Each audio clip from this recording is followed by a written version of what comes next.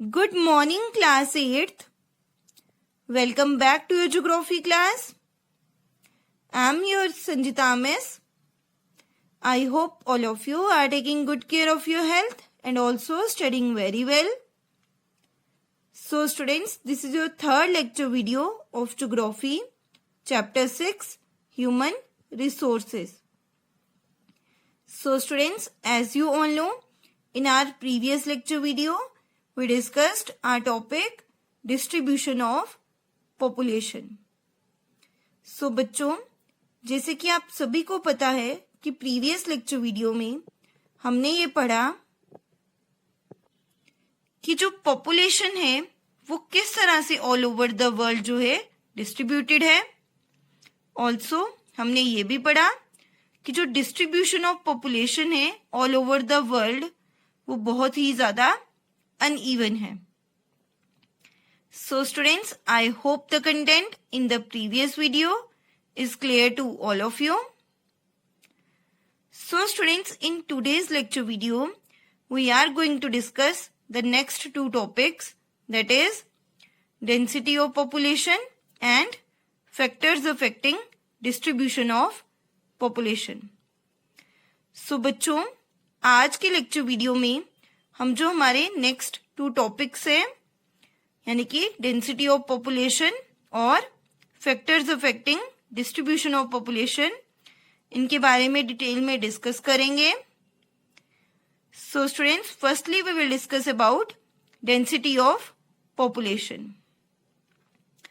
Population density is the number of people living in a unit area of the earth's surface. क्या कह रहे हैं कि population density क्या है?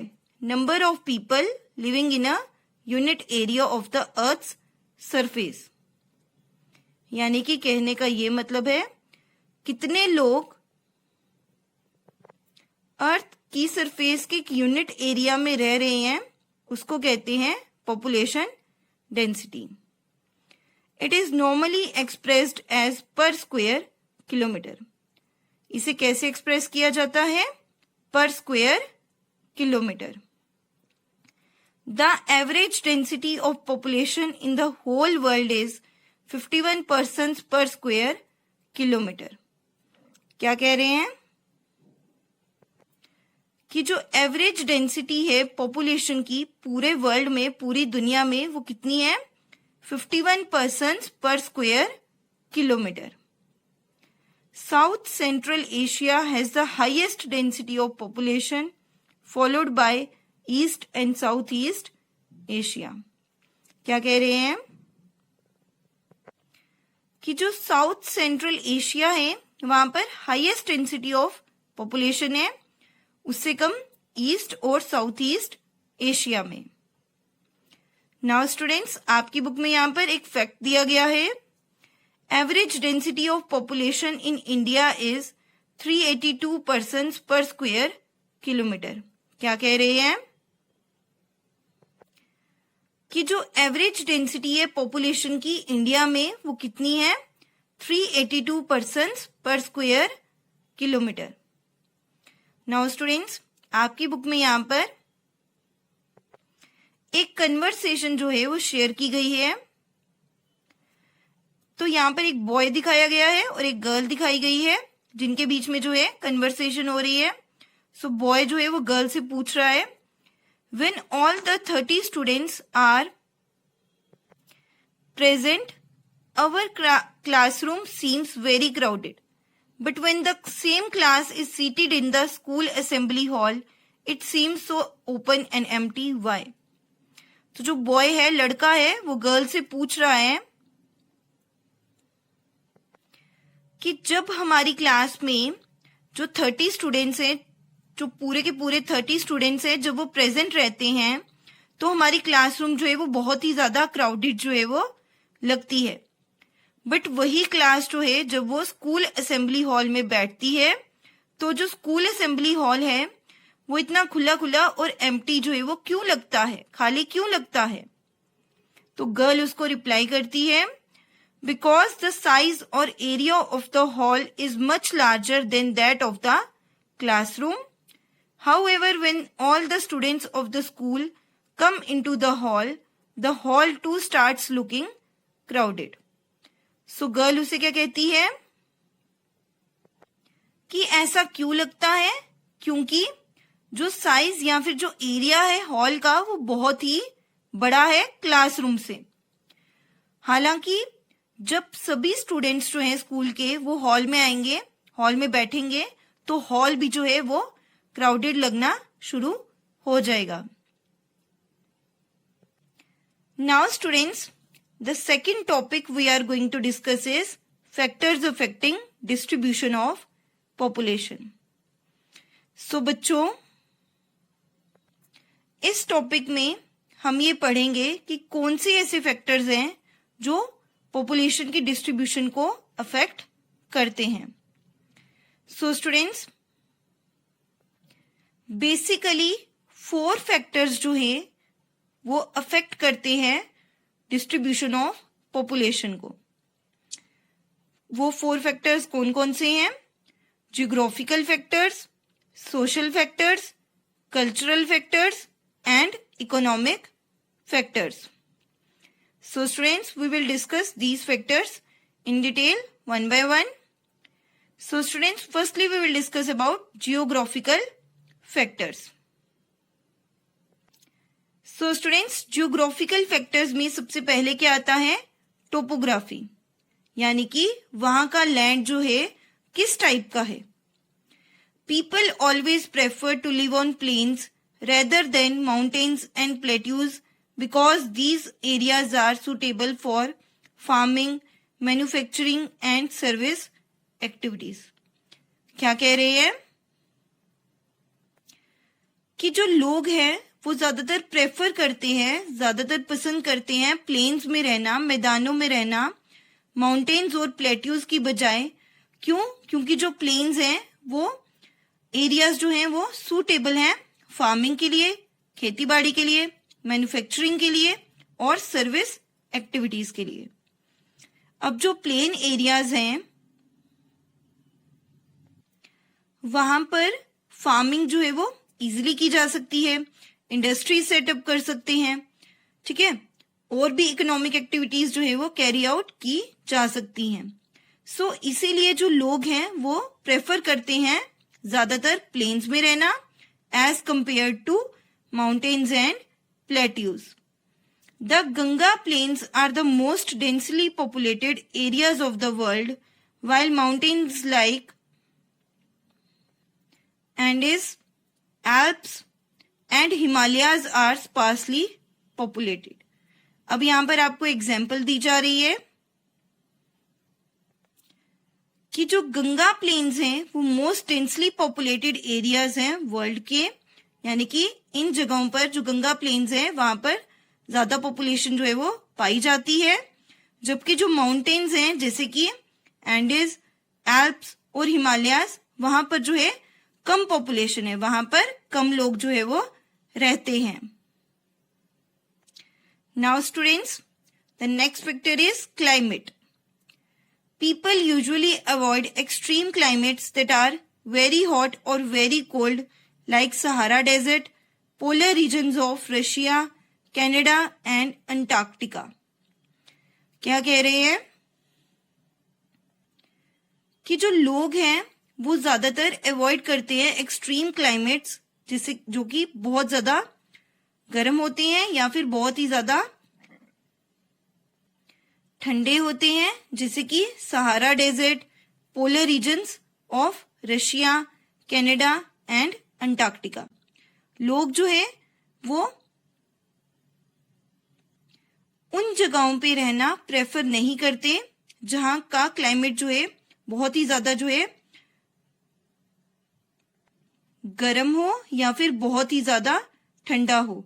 लोग जो है वो प्रेफर करते हैं उन जगहों पे रहना जहां का क्लाइमेट जो है वो मॉडरेट हो। Next student will discuss about the next factor, soil. Fertile soils provide suitable land for agriculture. Fertile plains such as Ganga and Brahmaputra in India Hwanghae, Changjiang in China and the Nile in Egypt are densely populated. क्या बोल रहे हैं कि जो fertile soils है, जो उपजाऊ मिट्टी है, वो प्रोवाइड करती है एक सूटेबल लैंड एग्रीकल्चर के लिए। अब जो उपजाऊ मिट्टी है वहां पर जो खेती है वो आसानी से की जा सकती है। सो यही कहा गया है कि जो फर्टाइल सॉइल्स हैं वो प्रोवाइड करती है एक अच्छी लैंड एग्रीकल्चर के लिए। इसी वजह से जो फर्टाइल प्लेन्स हैं, जो उपजाऊ मैदान हैं, जैसे कि गंगा और ब्रह्मपुत्रा इंडिया में, ह्वांगे और चांगजियांग चाइना में और नाइल इजिप्ट में, ये जगहें जो हैं वो डेंसली पॉपुलेटेड है, यानी कि ज्यादा पॉपुलेटेड है। Now students, the next factor we are going to discuss is water. People prefer to live in the areas where fresh water is easily available. The river valleys of the world are densely populated while deserts have spare population.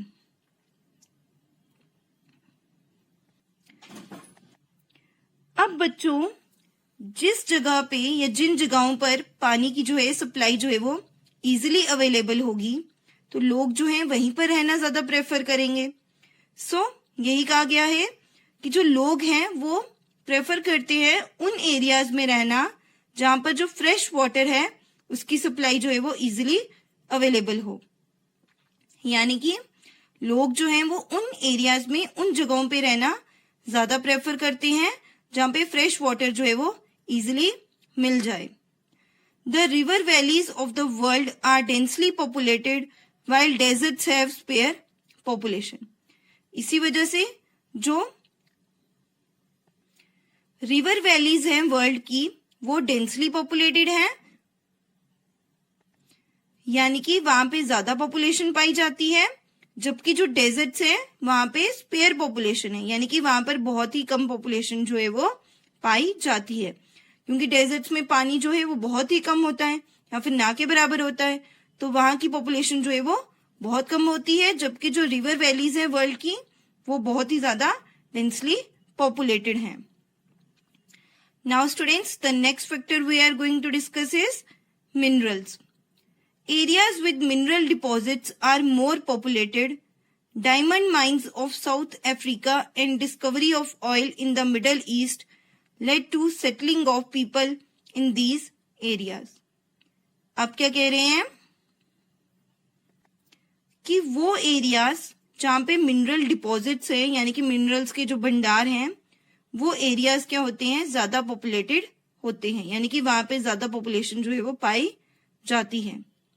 अब example दे रहे हैं